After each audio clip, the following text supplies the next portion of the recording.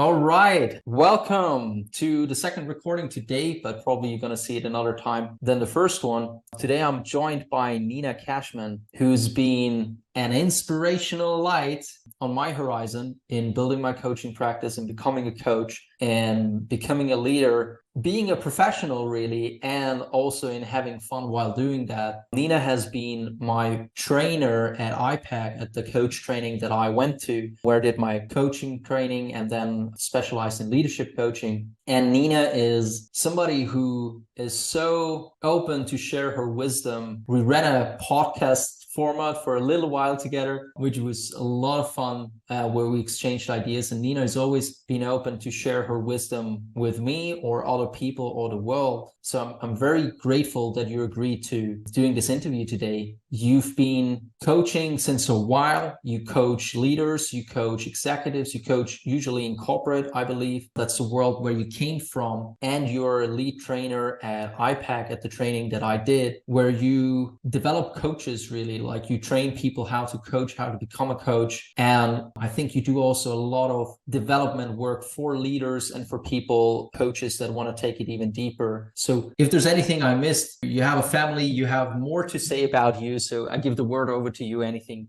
else you want to add to that, Nina? Well, thanks so much for having me, Mo. I think that you covered it, actually.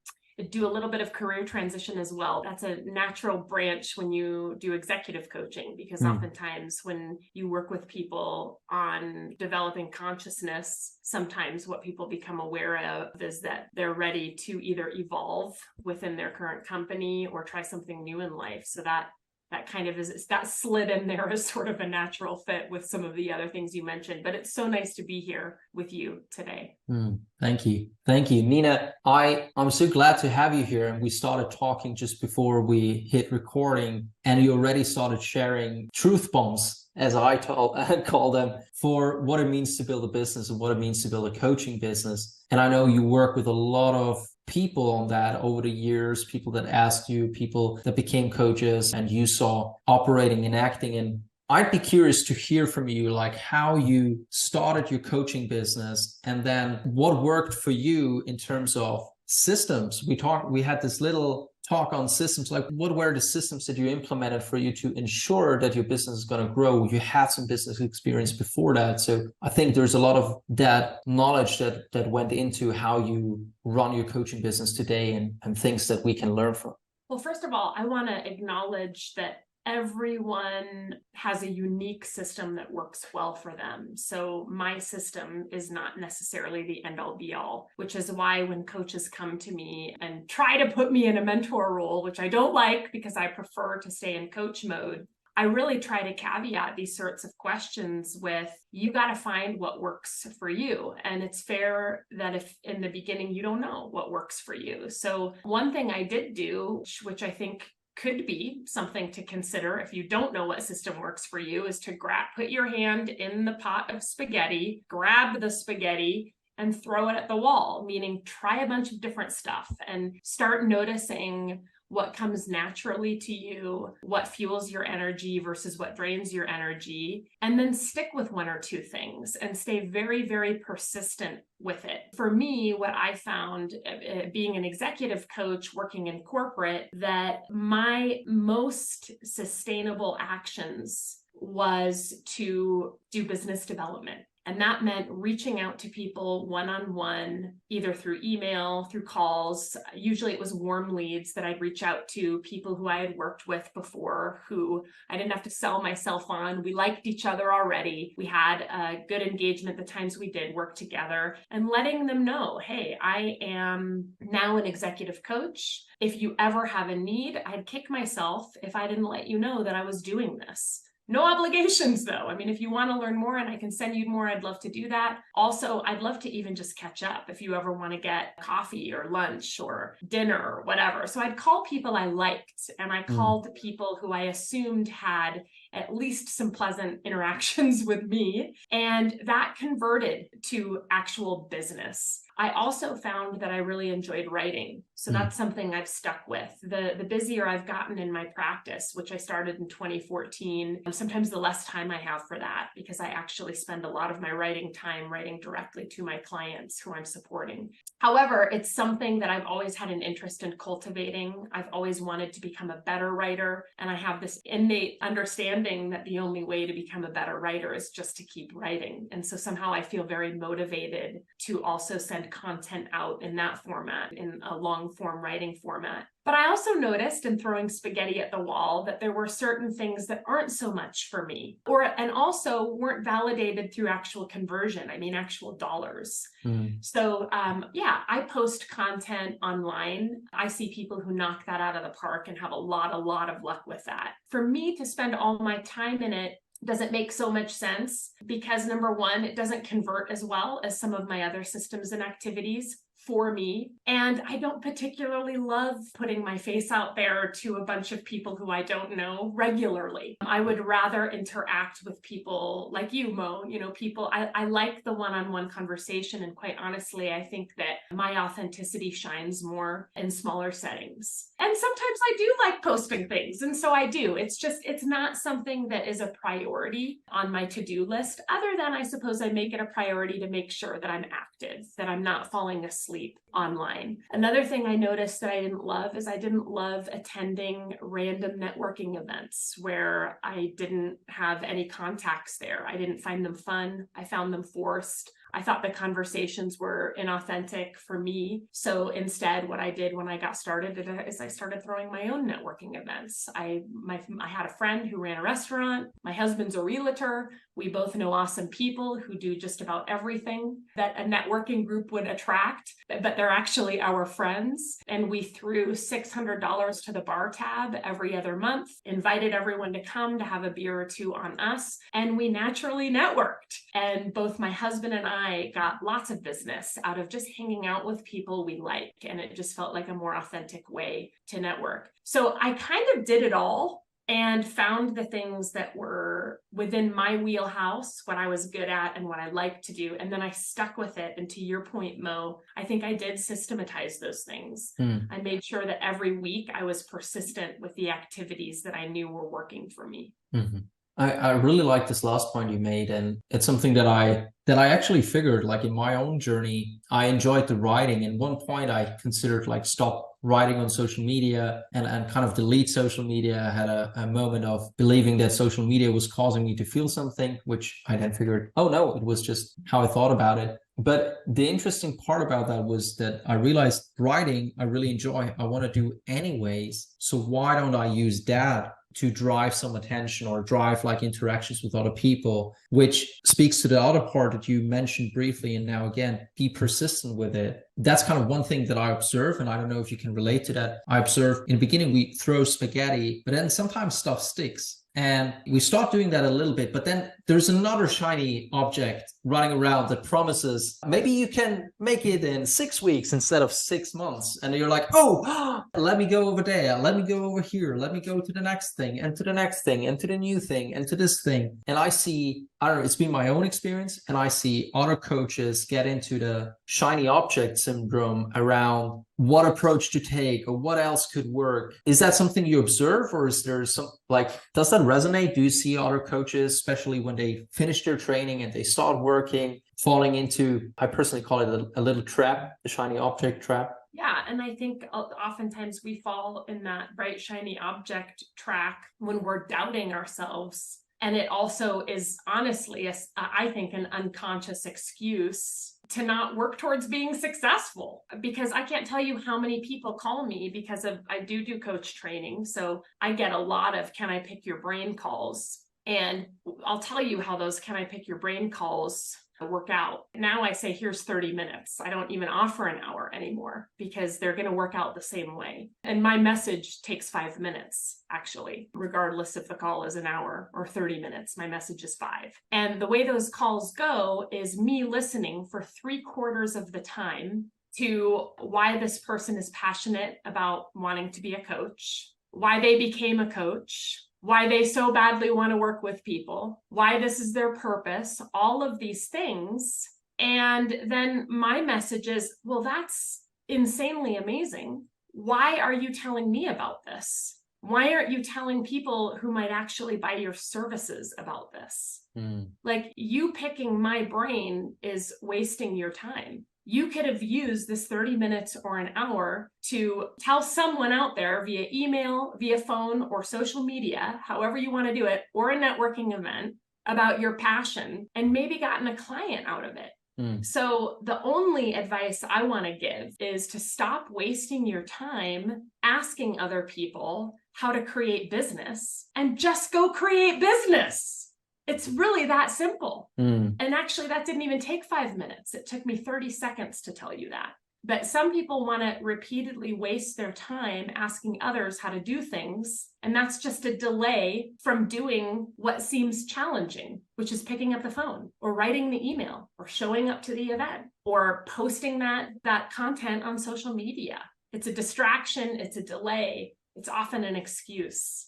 Yeah, I think we're back at coaching when I hear you share that. My question was for the audience, for the people listening. What do you think, and I think you already answered that. What is it that gets in the way of people pursuing the challenge? Like they say, they're so passionate about it. They really want to bring this message out. And then they find all those distractions to maybe avoid not being liked, getting rejection, not being as good as they think they are.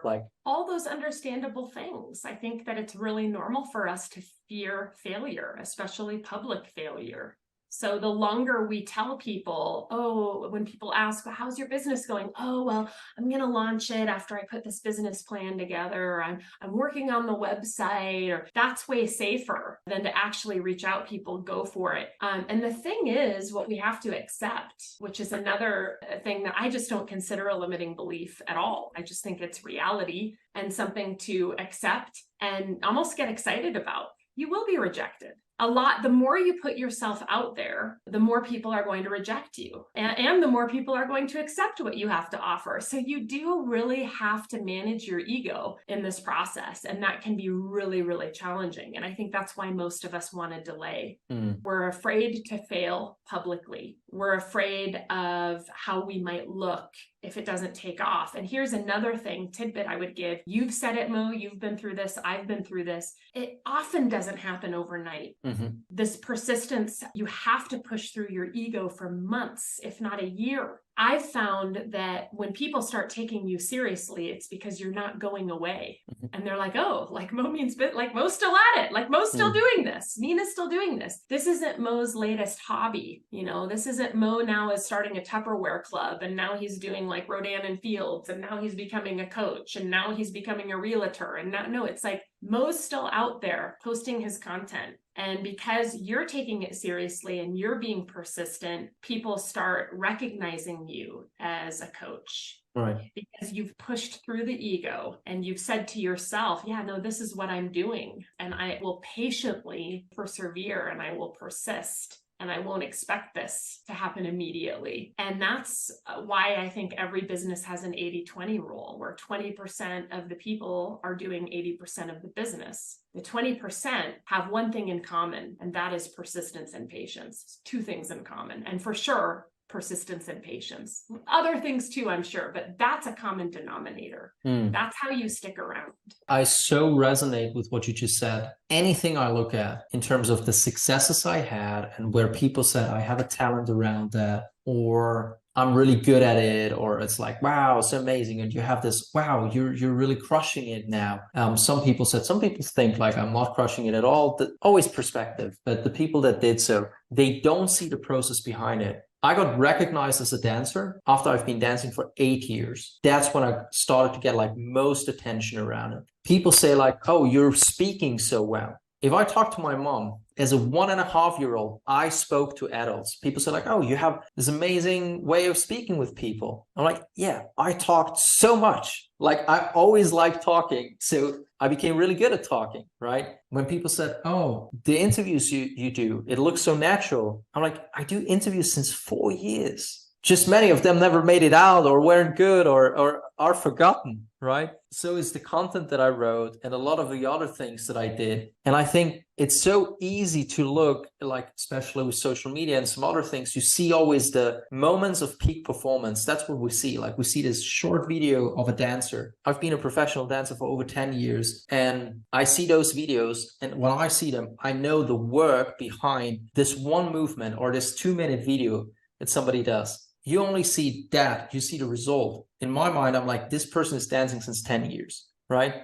But you don't see that tagged on every of those things. So it can create a lot of unrealistic expectations for people starting out. We do the training and we think like, wow, now I'm a certified coach. Where are my clients? Everybody's going to come. I mean, this stuff is so great. And that's great that we have this conviction. But at the same time, we start facing reality of like, okay, I've talked to my peers in my coach training, but that is basically it in terms of people that really know about the stuff that I do, right? So now it's about building a network or like talking to people, being out there. And that takes, more often than not, it takes time.